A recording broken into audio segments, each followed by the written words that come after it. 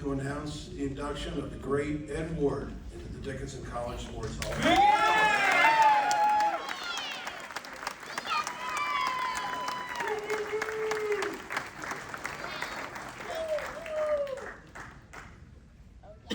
Wow, that's a tough reception. Well, thank you very much. First, I'd like to thank President Jones for being here tonight. I'd like to thank Athletic Director Cunningham, Coach Soretti, and all members of the nominating committee for allowing me this honor tonight. It's very much appreciated. So I'd like to start by mentioning that tonight's a little bittersweet for me in that there's a number of people that are not here anymore that I'd like to recognize. First, my parents, Ed and Mariana, and my sister Joni. My parents loved coming to Dickinson basketball games. My dad really loved Dickinson basketball. Too many stories to tell, but they would always come to the Saturday night home games, and they would reserve a room at the Embers, come to the basketball games, and then go to Rillo's every single time. And I joined them for many times, so they love Rillo's. Sorry it's no longer around. I also like to recognize my coach, Gene Evans. Coach was a great man, a great coach. I feel honored to play for him for 4 years, as well as his wife, Dot. Mrs. Evans was a second mom to me. She was in the psych department, she was the secretary. And when I would go into that building, I would be grilled on past games, future games, practices, studies, girlfriends, you name it, just like a mom. Nothing was off limits. But she was a great lady. Also my high school coach, I'll touch on him later, Gene Carrillia, Dr. Ben James. Coach Evans introduced me to him when I was a sophomore. And he became a good friend, a mentor to me in college and beyond. Two other people, Dr. Sam Banks, I'll touch on him as well, past president, had a role in my life and career here at Dickinson. And as mentioned by Billy, John McClatchy, my best friend and teammate. So I got a lot of people here tonight, and I know I was given 2 minutes to 90 seconds to 2 minutes. I got a lot of people to talk about, so if I go over, forgive me. I'd like to thank my family. Again, having all the support is great. My wife, Rose, she's down there. She's my biggest supporter. Also, my family's here. My sons, Eddie, Casey, Cameron, Connor, Ian. They're here. Eddie's here tonight with his wife, Rochelle, and my grandchildren and their children, Dublin, Finley, Hugh, Callan. So wave everybody. How you guys? My son Casey's here tonight. He's with his daughter, little Miss Maeve. Where's Maeve? Hey Maeve, good to see you again. So again, thank you for coming. Cameron and Connor are here. Ian, my other son, is not able to join us. We've got a lot of family members here. My sisters, Margaret and Sue, two of my biggest supporters. With my sister Joni, they were affectionately known as the Twisted Sisters. And you did not want to be an opposing team or fan and come across them, because it wouldn't be pretty. Sue's joined by her husband Doug. Also, my brother-in-law Pat is here tonight with my nephew Sean, and Sean is here tonight with his son Weston. Coach Soretti, I'm going to give you an early recruiting tip. Remember that name, Weston Healy. And I'd like you to, if you have any questions, talk to his dad. He's in the Malvern area. He's a young man. He's still got some years of playing, but he's going to be a heck of a player. I'd love to see him wear a Dickinson uniform. So my teammates, I'd like to touch on them. A number of them are here, and I'll probably butcher it and forget some people, and I apologize. But Billy Thornton, Pete Vogt, Leon Rose, Kyle Miller, my assistant coach, Rick Falk, Matt Rocco, Herb Arrow. Those guys, I found out a few years ago playing golf with Billy and Kyle that were lobbying the school for me to be in this Hall of Fame. So it caught me by surprise. Obviously happy and pleased that I'm here tonight, but without them, I would not probably be here tonight. So thank you guys. A number of other teammates that are here. Herb Arrows is here. Dennis Crawford, who played a big role in my life, and Doug Pauls. I look up to those guys even today. I met them as freshmen, and they've been great friends and mentors. I also got several Skull brothers here, my fraternity brothers, so there's too many to mention, but we were all taking pictures, and as Athletic Director Cunningham said, we've been friends forever, and it's really nice to see so many of you people here. Tommy Wallman, my main man, thank you for grabbing all our guys here, so I appreciate your help.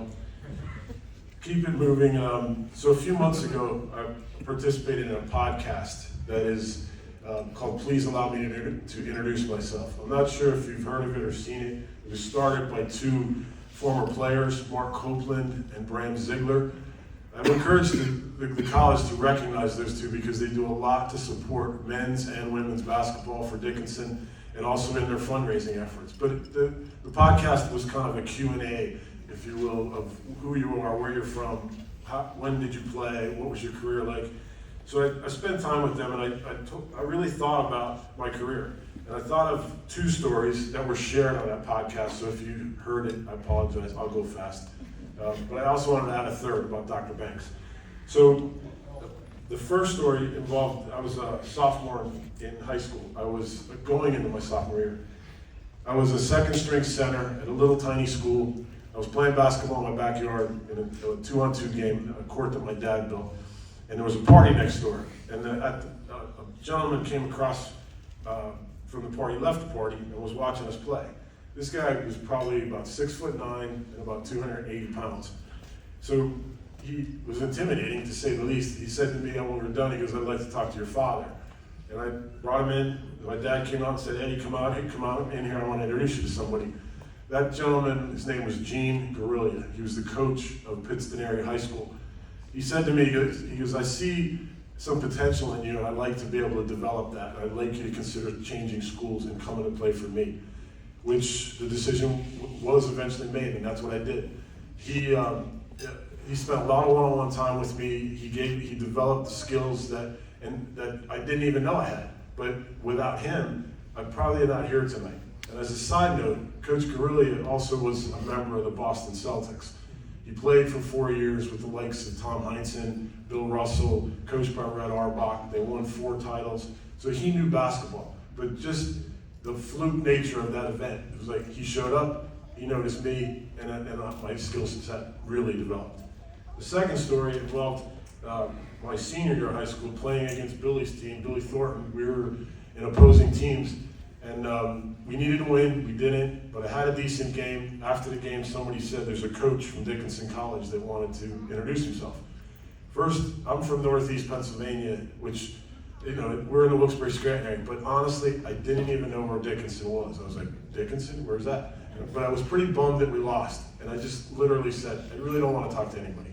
Thank goodness for me that was Coach Evans, and he was persistent, and within a week or two, he is coming into my front door and introducing himself to me, says he wants me to consider coming to Dickinson College, he would like me to come play for him, and eventually he invited us down for a tour. Dennis Crawford, wherever you're out there, thank you again for taking me around. Dennis and my dad had a lot of laughs.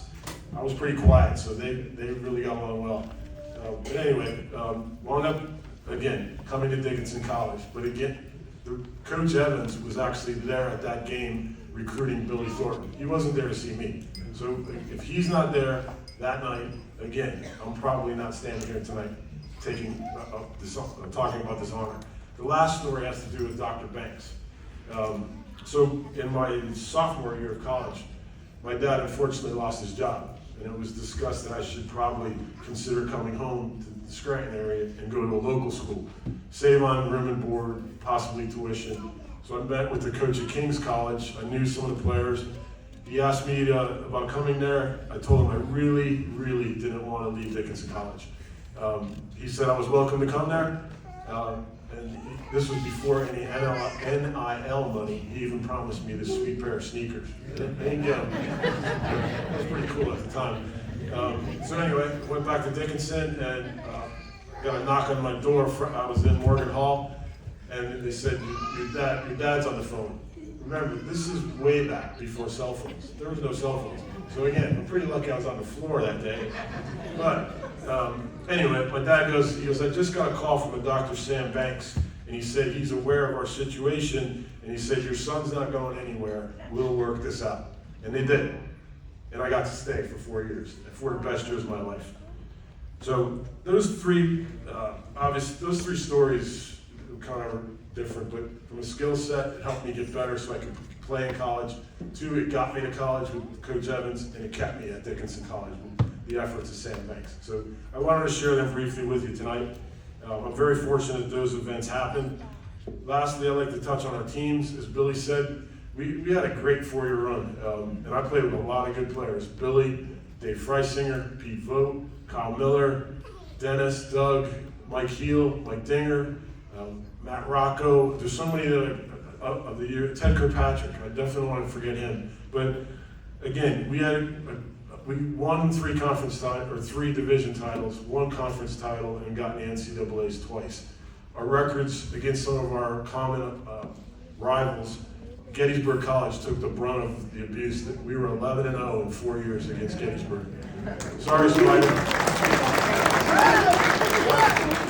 So that was kind of neat. Again, lucky to play. Coach Evans was a great coach. He was a no-nonsense coach, and he would not hesitate to get up in your face if you were not giving best effort. I know it happened a few times to me, and it would never happen again after those events. So, but anyway, I'll finish with this. That I'm very proud to be a Dickinson College graduate. I'm very proud to wear the red, and I'm proud to be a Red Devil. So thank you very much for this award.